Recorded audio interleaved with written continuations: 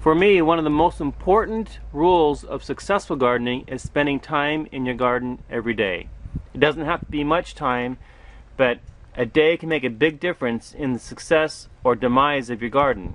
I was out here yesterday. This was not here yesterday. I was just over looking at the beets and I scared a great big grasshopper off the beets. This was not here yesterday. I'm noticing more holes here on my Brussels sprouts. That was not there yesterday. Something is eating my plants. When I see that happen, the first thing I do is I check the bottom of the plants. See if I have any sucking insects on here. These don't look like sucking insects at all. Something's been chewing on them. So as I look underneath the leaves, everything looks good.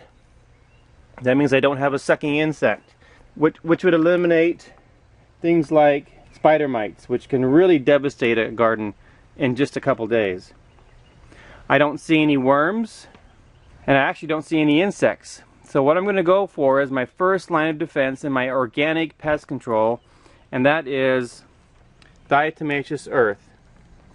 Diatomaceous earth, food grade diatomaceous earth, is best purchased at a feed store if you can, because cattlemen and horse owners give this to the horses to kill pests inside their digestive tracts. It's perfectly edible. That's why it's called food grade diatomaceous earth. And what I do is I just sprinkle it on my plants. It will kill or injure any kind of insect.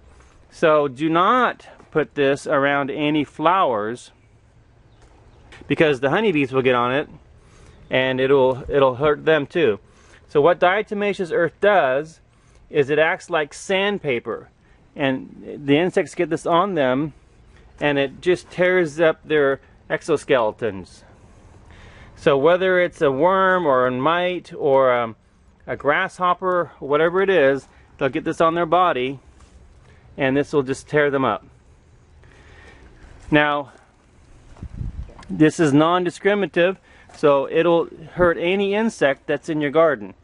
So be aware what's in your garden before you do this, so you're not hurting your insects that you want in your garden.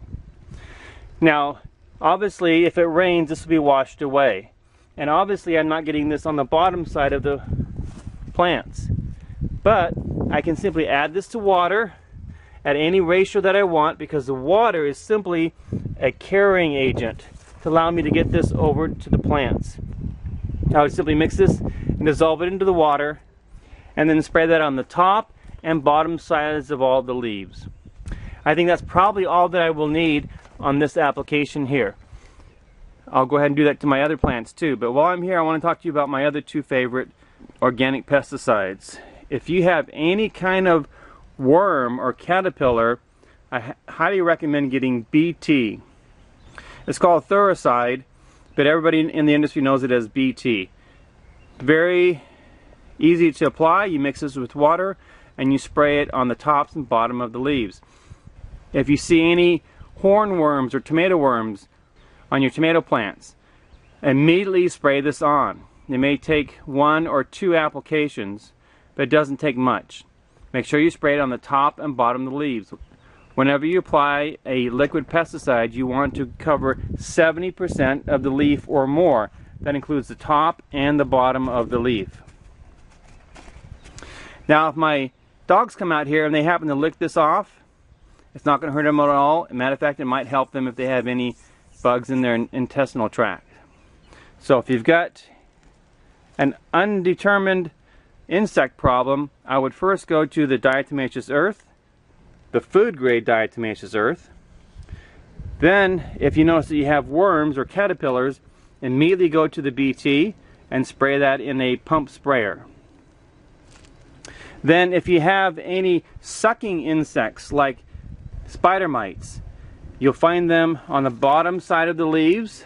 The plant will start wilting and you'll want to water it more, you'll want to fertilize it more, but it doesn't help.